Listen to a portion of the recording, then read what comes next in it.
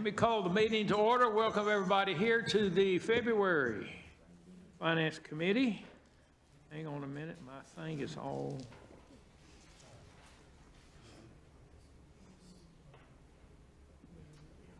Let's get out of that.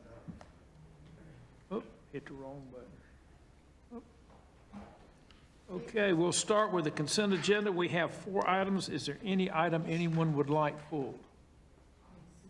C1, Ms. Adams. I make a motion to approve the balance. We have Second. a motion bounce through the agenda. I think we're just doing it by voice vote. Is that right? Correct. All in favor, say aye. Aye. Opposed likewise. Those are approved. We'll now go to C1. If the city clerk will please read it. Item C1, resolution awarding contract for parking lot resurfacing at 14 city parks. Would you like to introduce it? And then we'll go from there. Sure.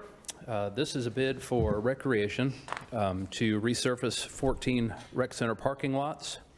We did competitive bids and received 3. We did have MWBE goals, and the low bidder submitted less than the 5 and 5 required for the project. However, the committee met and determined that it did make a good faith effort, and so we're recommending award of this in the amount of $1.617 million to Ruston Paving, who has performed work for us in the past. Okay. Yeah, thank you so much. I just want to possibly make an administrative correction on Exhibit A. Okay. When you look at it, it goes down to Old Town Park. On Shadowline, it says the North Ward. I'm not sure about that. I thought it was the Northwest Ward, Mr. King. I've never had that park. I mean, way back in the day, even before I got on the council maybe, but that was always Councilmember McIntosh's. Now, I'll be glad to take it. So if we could check on that and check it, Mr. Royston, again, I'm pretty much sure. And the only reason when I have community meetings, I go up there is because we don't have other parks, as you know, in the far north end of the North Ward. And that's where I usually do the Town way up, you know, that community. If the staff will check that, and if it needs to be corrected, to correct it Yeah. for next Monday night when we voted. Okay, so Other than that, I move for we have a approval. motion to approve item C1. Is there a second? Second. All in favor, say aye. Aye. Opposed likewise. That is approved. Thank you very much. But I did fail to make the comment. Once we finish the items listed, we will be going into closed session. The committee. The committee will after that. And any council members present are invited, even if you're not committee members. We will now go to the general agenda. We'll go to G1. If the city clerk will please read that. Item G1, resolution establishing a city sponsorship policy. Ben, if you'll introduce this, please. Good afternoon, Chairman Clark, Mayor Pro Tempore Adams, members of City Council. So this item is a continuation of a discussion that you all started back in January, I believe, at your committee of the whole meeting, about a proposed city sponsorship policy. So I've got a handful of slides here to just review the key elements of the policy and then to just seek additional feedback from you all about the policy itself and next steps. I can get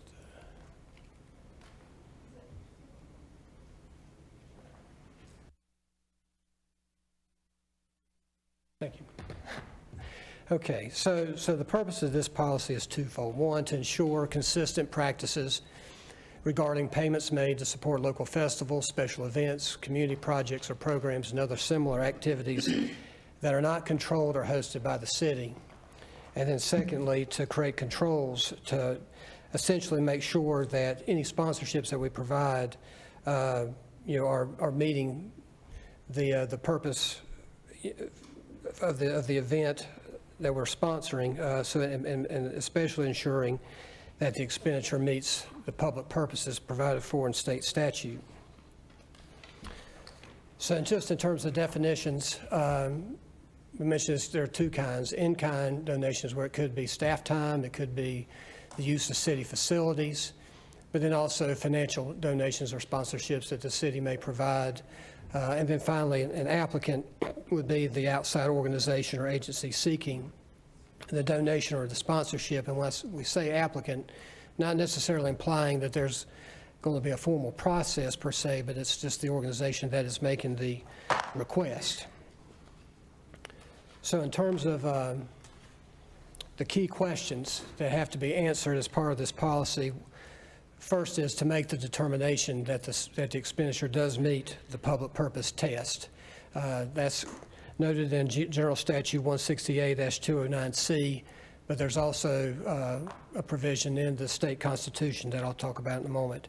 And then secondly, to ensure that there are sufficient controls to make sure that our providing a sponsorship does indeed carry out the public purpose. So to kind of drill down a little bit, what is a public purpose? The statute I just cited says that, each city may levy property taxes for one or more of the following purposes. This list is not the exhaustive list that you would find in the statute called fire, police, sanitation, streets. Those are all also public purposes, but these are some examples that may fall into areas where we may receive requests for sponsorships from certain organizations. So in the next slide, wanted to note the public purpose limitation and the guiding principles as established in Section 2.1 of Article 5 of the state constitution. And this would be, I would say, the test that we would apply to any requests that we receive from organizations for sponsorships. One, so it's twofold. One, is there a reasonable connection with the unit of the local government? And within that principle, there are two questions to ask. Number one, is the activity an appropriate one for a local government to engage in? So is it part of what the traditional role of a local government, or is it a natural extension of a local government? And then secondly, does the activity benefit citizens of the unit of local government as opposed to citizens in other units? I will tell you, I pulled a lot of this information from a blog from the School of Government, and they've basically said that the state courts are basically kind of ruling on these questions on a case-by-case basis, that there's nothing really specific in state statute other than what you saw in the previous statute I noted. So it is kind of a case-by-case determination, but that's the first principle, a reasonable connection with the unit of local government. And then secondly, does the activity primarily benefit the public generally, not special interests or persons? And when it says the public generally, I mean, the sponsorship could be supporting, an activity that supports a certain group of people, but generally it is still to the benefit of the public within the community. So that's the public purpose kind of test we would apply, for any kind of request that we would receive. Then the next several slides go over the policy itself. So the first category would be what are called approved sponsorships. These are based on approval of the annual budget by City Council. This approved list would be created and maintained by the city manager in alignment with the budget that's approved by the City Council. And a sponsorship would have to meet the following criteria: that it aligns with the city's core values and strategic plan, that's related to the typical business or work of city government. In the case of it's an event, a festival, that type of thing, events held by a governmental entity or a nonprofit based in the U.S. with at least 1 year of documented operating history. That it must directly impact the city of Winston-Salem. That conforms to all applicable laws, ordinances, or other regulations. That is not held to promote a political position or figure. That's not held to promote a religious message or belief. Now, the caveat to that in the policy is that if that particular organization was providing a secular activity like a soup kitchen or a shelter that is generally available to the public, then that could still be something to be looked at. But generally, it's not held to promote a religious message or belief. And then that the city logo would have to be used as part of any acknowledgement of the city's contribution to the event. Next slide. So as part of being approved sponsorship, it does not meet the following criteria: that it operates or supports activities counter to the policies of the city of Winston-Salem, that the organization is a social, labor union, alumni, or trade association, fraternal or political organization, or an organization that serves a limited constituency that is unrelated to a legitimate purpose that aligns with a city goal or value. Again, that going back to the public policy, public purpose limitation, that it benefits the public generally and not any particular special interest or group. Another criteria that it cannot meet is this organization or team raising funds on behalf of another benefiting group. So, for example, walkathons, contests, pageants, scholarship programs. That's an organization that is actively engaged in highly controversial issues or that use controversial tactics to advocate their position. And then finally, cannot be used for publications, films, television programs, or social media production, but it doesn't prohibit us from placing advertisements in periodicals. So that's one category. The next category. Oh, excuse me, question. Yeah, could you go back to that slide? On the second one that you have noted, the alumni, trade, whatever, fraternal, again, as long as it aligns with our goals or values per the general statute, if Winston-Salem State, Wake, whoever wanted to do an event that's for the public good of Winston-Salem, then we would or would not be able to sponsor or buy into that public good? So it would have to be a governmental entity or a nonprofit. I think I think we would have to look at if it's a fraternity, or a sorority, associated with, a university. And again, I think that goes back to the public purpose limitation of, who's it benefiting? Is it benefiting the public generally, or is it benefiting a specific group or interest? But it goes back for me to when you said that churches, we don't sponsor churches, but if they're doing a soup kitchen or whatever, they may not have a 501c3 or 4 or whatever, but they're doing a public good and they come and ask us, whatever, to sponsor, to be able to do what they do. We would be able to do that, yes, no? So Mayor Pro Tem Adams, I would say that this is why this is an information item. I know, And, and that's why we're discussing it and asking questions. Yes, ma'am. Yes, ma'am. So, I think certainly, you're correct in the fact that the type of organizations that would be allowed, and it gives that example about religious organizations, that if it's for an activity or an event, as you noted, that is benefiting the public generally and not just the members of that Correct. organization. Correct. That would be allowed because it's considered more of a secular activity. Because we know in the world we live in, everybody doesn't have a 501c3 and they're not tax exempt, but they do the groundwork or the community work because that's what they do.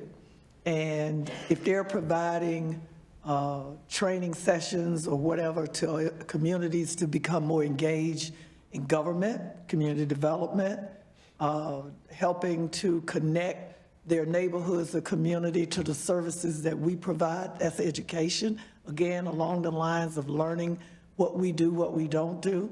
I would think, just like you're saying, that maybe we just need, when this comes back, we need a little bit more detail and for the public, because there are a lot of people out there that have been doing the work without the paperwork of 501c3, and I think we just need to make sure they understand it. It's not like we're saying, well, we're not going to do anything for you, but because this person has a 501c3, we're going to be able to sponsor them if it's for the public good. And their argument will be, well, we're doing the public good. We've been doing the public good. So we've got to figure out how to make sure they understand what this is about. That's all I'm saying. Yes, ma'am. I'm just going to pick up with Ben on that one a little bit. I do think we have to be careful on that one, because you cannot just give money to a private individual. So if they're not a registered nonprofit, I do believe that creates barriers for council being able to give money to those organizations. So if I just came up to you and said, I'm going to do a soup kitchen out of my house, would you give me $500? Honestly, I don't think you can do that, even though that's, could be considered a public purpose. So I think we need to bring back some. Yeah, because again, you got churches, small churches, that don't have 501c3s. And I just heard Mr. Rouse say that unless it's a soup kitchen, but we need to be very definitive about what that means. Church, yes, has a 501c3, 501 for whatever. Yes, we can do this if it's for the public good of our citizens. It's just we gotta make sure that it's in there. That's all. I think what you're asking for is a clarification on what organizations or who qualifies as being able to get a donation. Correct, thank you. Yes, ma'am. Continue, Ben. So next slide. So a couple more categories. Number one, there are departmental sponsorships. Those would require approval from the city manager's office, either the city manager or the ACM over that particular area. And then finally, if a request comes for a sponsorship that doesn't meet the criteria that we just discussed, approved sponsorships or a departmental sponsorship, then that would require separate city council approval. And again, the determination would be, does it meet the public purpose requirement and are adequate controls in place so we can determine that the event did meet that public purpose before we actually would pay out the sponsorship. And then finally, just a quick overview of the application process. The request should be submitted to the city, whether it's a department head, assistant city manager, elected official, via letter or an email on the letterhead at least 30 days in advance of the event or the need. The letter should include at a minimum, the details about the event. They need to demonstrate what the beneficial impact of the request would be, and noting what kind of acknowledgments the city would receive, and also the desired key leadership participation. The city representative who receives the request, again, it could be at any level, will review the request in accordance with the policy. If the sponsorship is authorized on the approved list, then the representative would check with city management, department heads to make sure that a similar request hasn't been received by those other areas. And that is one of the areas that we really want to address, is this tendency that we've seen for some organizations to reach out to multiple departments asking for a sponsorship for the same event. So this hopefully maybe provides some coordination about that. And then ultimately, if a city representative is uncertain whether the sponsorship requires council approval, then the representative would consult with the city manager's office and/or the city attorney's office. And then above and beyond anything else, if payment is made for an unapproved sponsorship, then that city official or employee would have to repay the city for that sponsorship. So just the last comment, since the first presentation back in January, we've gotten some feedback, some ideas about perhaps how we may want to refine the policy. One is, as I noted with that application process, one organization, one request. Maybe make it even more clear to the community that if they're seeking a sponsorship from the city, they need to come to the city government as opposed to a couple of departments and kind of work their way around that way.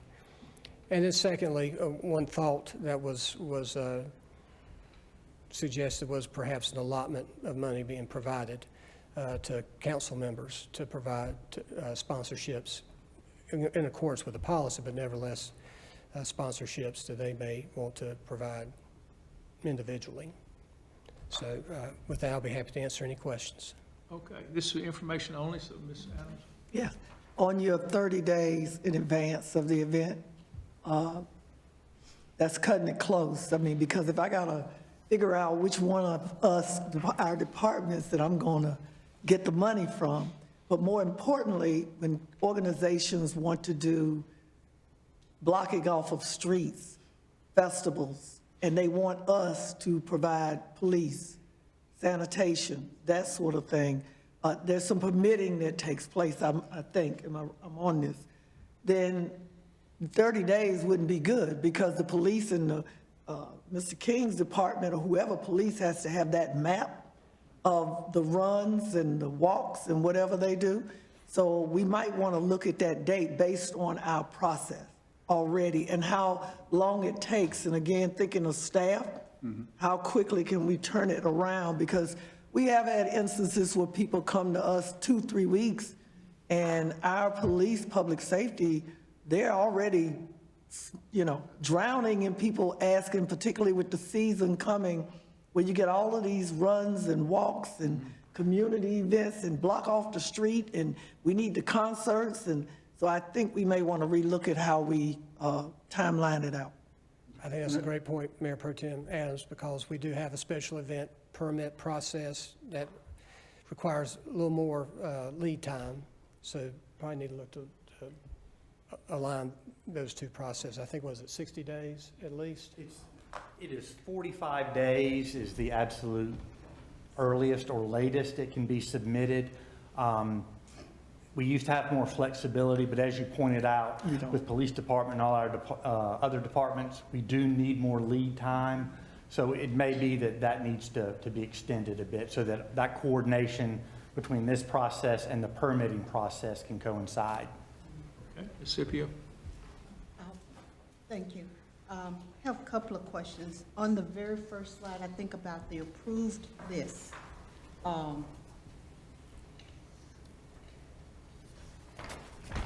it says you're going to have an approved list and the, Slide 7. okay.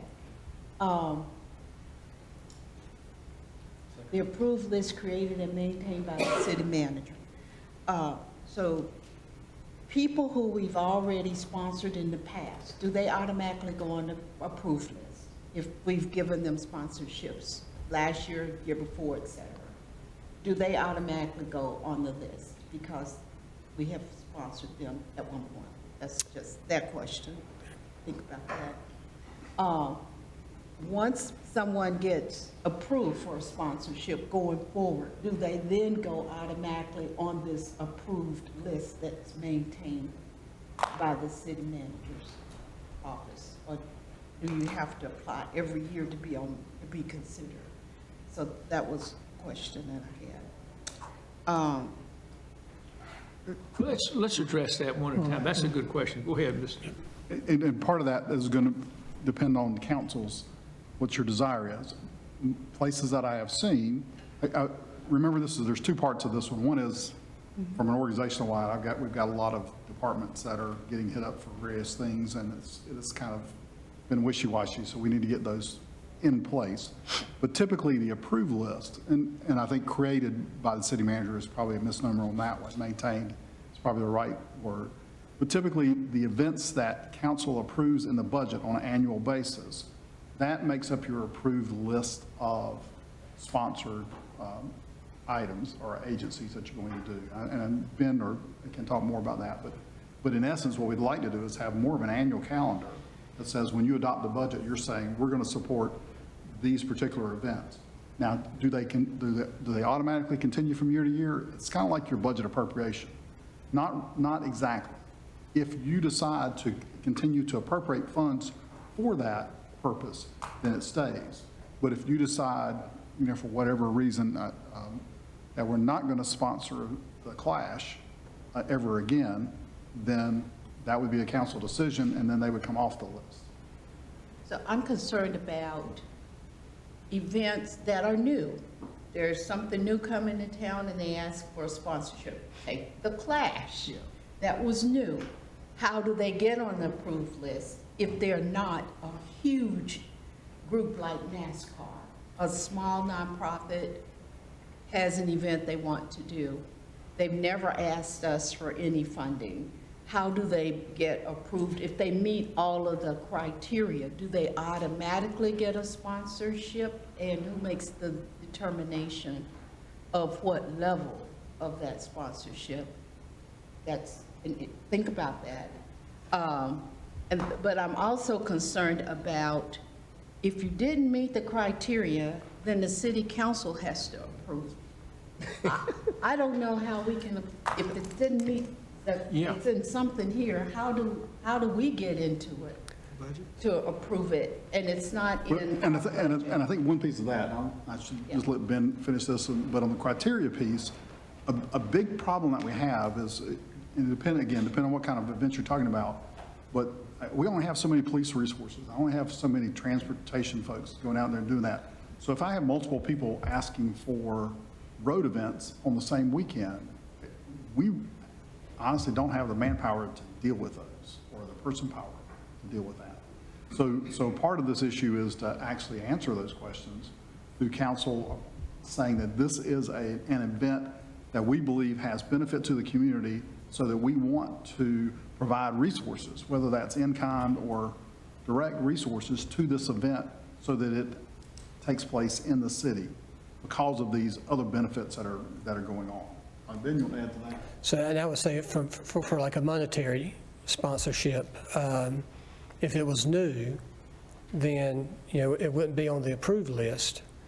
So I think that would be one of those examples of one that it didn't meet the other two criteria, would have to come back to council, because if we go forward with a process where there's going to be an appropriation put in place at the beginning of the fiscal year to support a specific list of sponsorships, but one comes along once the fiscal year starts, that there's an interest in the city perhaps participating as a sponsor, then potentially that particular request would need to come back to you all, because there would be a need for an appropriation to take place. So does it happen regardless of how much money that people are asking for sponsorship, whether it's $500 have to come to the council, or is it over a certain amount that we have to look at? It seems a little confusing to me, and whereas if we're going to have this policy, seems like there has to be enough lead time for people to apply, particularly nonprofits. Nonprofits sometimes do things on the fly, but many of them have to raise money. And so the lead time needs to be at least six months to 4 months in advance, just so that anything if it's got to come to the council, it's got to get on an agenda, it's got to go through a committee, my goodness, that's at least 3 to 4 months. So I just don't know how that part works if it's not on the so-called approved list. Well, and one thing to note about that list, and it's stated even more detail in the policy itself, is that just because an organization or event meets the criteria doesn't guarantee, it's not an automatic yes either. Somehow we didn't need to put that in that process then, because. And I think you need to distinguish as council as a body, and that's part of the reason we want to have this, a fundraising event versus something that the city's putting on as an event for the public good. I think a lot of times we get caught up in the nonprofits and other folks, they do fundraising. They come and ask us for, would you give us money to sponsor this? Or it's basically asking for donations. And there's some strict public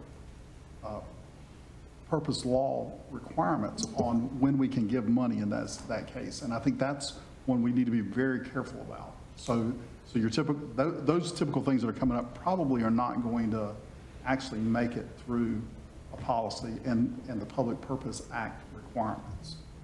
So I think I think you're correct. It's going to take some time, and that typically why looking at it as a part of the budget process makes sense, that those things are planned out and you know what's coming up. But that doesn't, as Ben's put in there, he's got language in there that gives the opportunity, if something comes up that wasn't anticipated, council would have the ability to say, yes, we want to support this. So am I hearing you right that when we do the budget, we know we're funding certain organizations, community organizations? Right. And they get support, and usually that's for programming. But that's not what this is That's about. not what that is. This is not about the nonprofit funding Okay. cycle. That's a whole different cycle. There's a whole different So process. this is a separate process that we don't have in operation right now, that we're looking to put into place that says sponsorships, Well- and it's going to be a certain amount of money, and so we're going to be building this approved list the first time we implement this. I think I'm gonna defer to Ben, because he spent a lot more time on this. There's a lot of actual events that we know are planned, that we've been planning during the years. So yes, you'll want to, those will be on the list. But I forgot what the second part of your question was. That's correct. So for example, in our occupancy tax fund budget, where our hotel motel tax funds go, you all appropriate money to provide a sponsorship to the Winston-Salem Open Tennis Tournament, to the Gears and Guitars, cycling / concert event. One of the newer ones we've done is the HBCU Smart Cities Challenge. So there are already some sponsorships provided for in the budgets that you all have adopted. So I think that based on how you all decide to move forward with this, I mean, that would be something you would see, as part more distinctly, I guess I would say, as part of the budget, so that you know how much is going to be appropriated for the ones that you're already supporting, and then perhaps based on your discussions, what you will allow for the new year. And I think Gears and Guitars is a good example, because I'm not sure if in the police department, they don't have a separate budget right now that talks about the support that they have to provide for that, probably our transportation fund.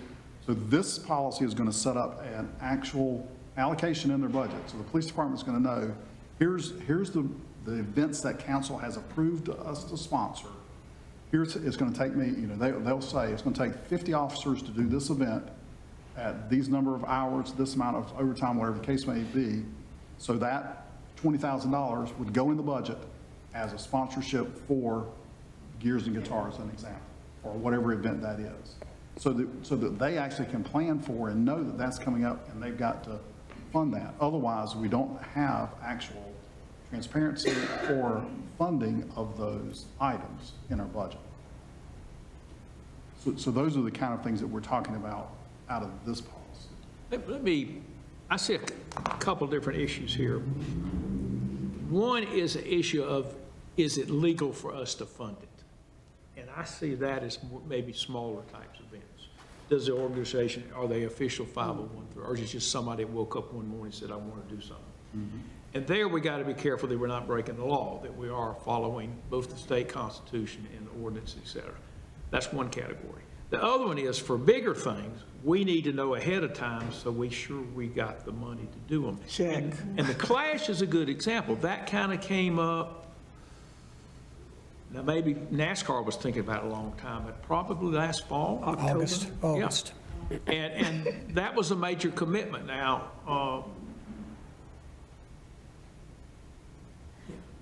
turns out it worked fine, and I don't know if we actually spent that much money, because I know NASCAR paid for a lot of things.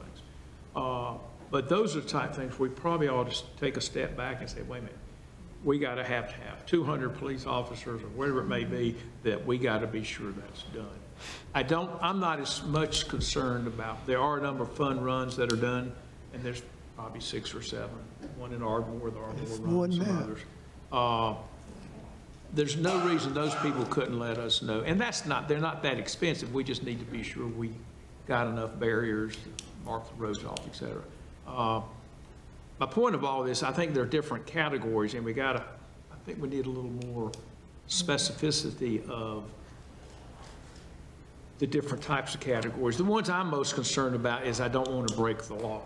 I don't want to end up, we're sponsoring the Proud Boys coming to town or something that we probably didn't want to do, whatever it may be, as opposed to the Gears and Guitars.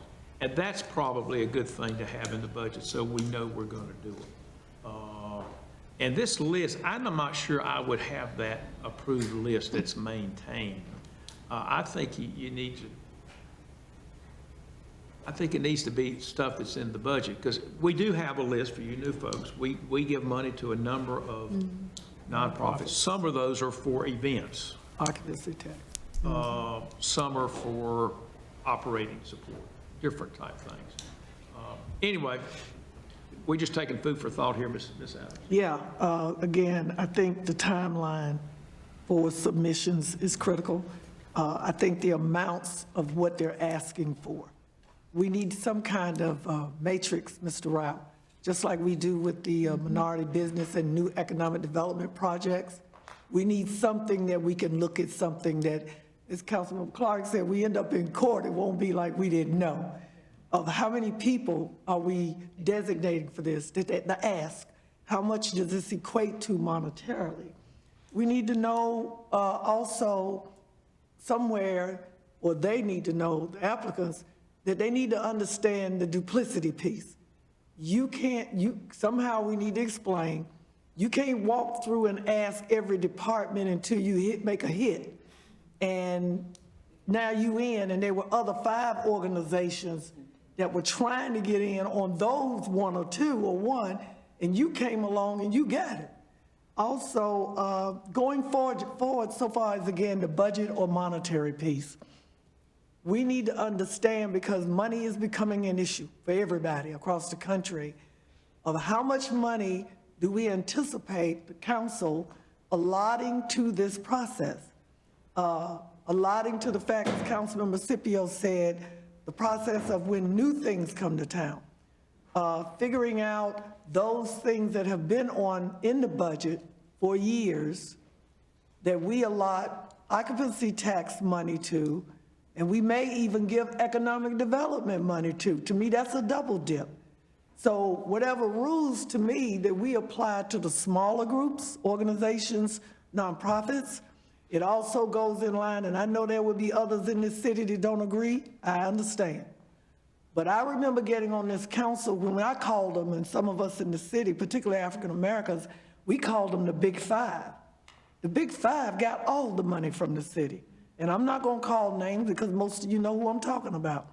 We didn't change our nonprofit process, Mr. Rao, you probably remember, until about 2010, 11, whereas now we had training for the smaller nonprofits to be able to get into the pipeline, much like what we're trying to do here, so that everybody feels like they have an equal chance to get in the game. So I think it's important, as Councilmember Clark and other council members have said. I'm glad this is information, because I know you're waiting what happened today, that we can give you more information, and we're probably going to give you some more when you bring it back next month. But hopefully you'll get something to us as quickly as you can, so the council can glean it, review it, and see where we need to edit, change, or add. Thank you. Yes, ma'am. Okay, yes, ma'am, last comment. I think we need a policy on what we will fund and what we will not fund, and at what level. And I think I agree, we need to have that checkoff list. How much support we give depends on how many people are impacted in the city, what do we gain from that. We have to have a return on our investment. I suspect many people don't know, because I don't know, that we were giving support for police to some of these festivals, and they're not paying for it. The entity didn't pay for it. I didn't know that was so-called in-kind donations, and that can be very significant. And we do big things. We do big bookmarks. We do River Run. We got Gears and Guitars. We have the Black Theater Festival. I mean, to be transparent, we need to say, this is how much we're actually supporting those events. And this is what we're doing. You know, it's different than giving a $500 ad in a program book versus $5,000 in some other kind of support. So I think this policy is good, but we need to really be very specific, because we really have to be equitable across the city with all nonprofits. And so I think we're on a good start in this. So We're going to hold this in committee and take those comments. This is going to take a little while. We'll get there. Yep. All right, that is the last item on the agenda. I failed to mention earlier, we are going to be going into closed session. I'll ask Ms. Adams to make a motion.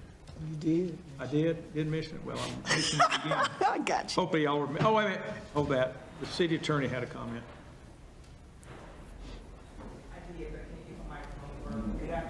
Good afternoon. talk loud. Council members that are present. I just wanted to reiterate the point that you raised, Councilmember